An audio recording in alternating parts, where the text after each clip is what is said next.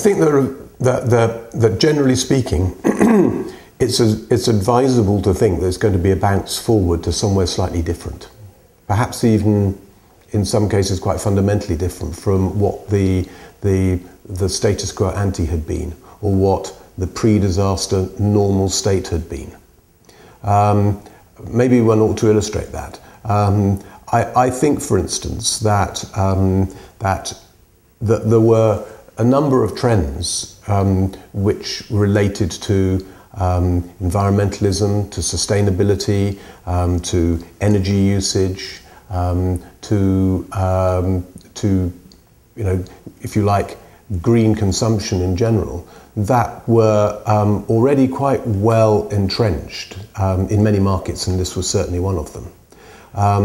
And I think that the privations of quite long-term privations, if you like, of the response to the disaster in terms of how you consume energy and how you consume a number of different products will actually be will actually change people's attitudes towards how they live, and those attitudes will remain changed. I think there will probably be a step change as to what people's attitudes are to energy consumption, for instance.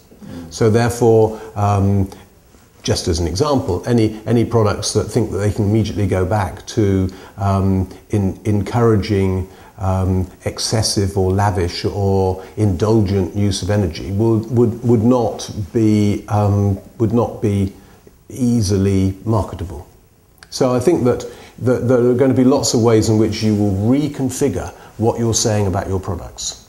And I think that in other cases, a brand itself cannot really engage in too much overt let's bounce back together stuff, because I think that has to be, it can be sponsored by a collection of brands coming together, but I think that it probably has to be done in a much more kind of non-branded, kind of public-spirited sort of way. But I think that companies can and should get together to provide that kind of encouragement and advice, if you like.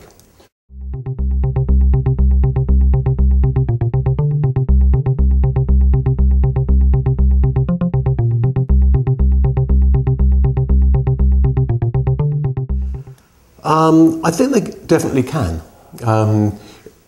Even individually, as a brand advertiser, for instance, or as a brand marketer, I think that you have to be particularly sensitive in order to ensure that it does not look as if you are acting in purely commercial self-interest. But life and economics and the way we buy and consume is a very, very complex thing. I mean, basically shutting down and never buying or consuming anything is not realistic. And so therefore I think that people give quite a lot of license, if you like. And they know that they must purchase, they must consume, they must eat, they must drink, they must live. They must even dance and play, actually.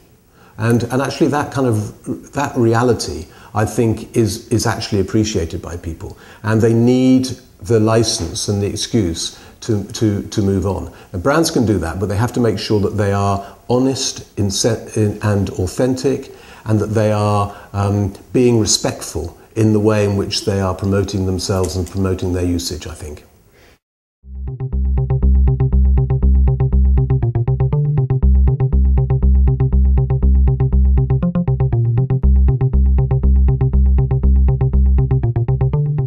I think it's more considered purchases, more pre-planned purchases, less spontaneous purchasing, less spontaneous trial.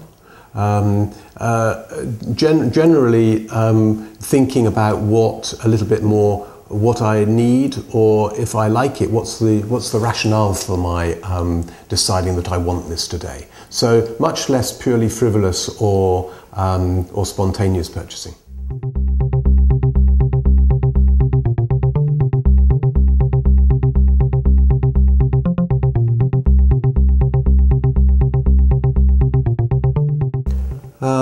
I think that, generally speaking, it happens surprisingly quickly.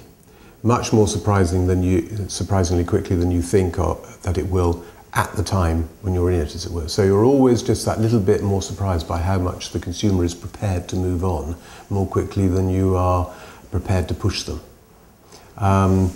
And I think, however, that I would provide a qualifier here, because I think that as I say, there are never any precise parallels or precise comparisons, but I think that there are ongoing energy issues and ongoing kind of radiation concerns. So there are lots of aspects of this particular disaster which would probably mean that that the consequences would linger just that little bit longer than is normally the case.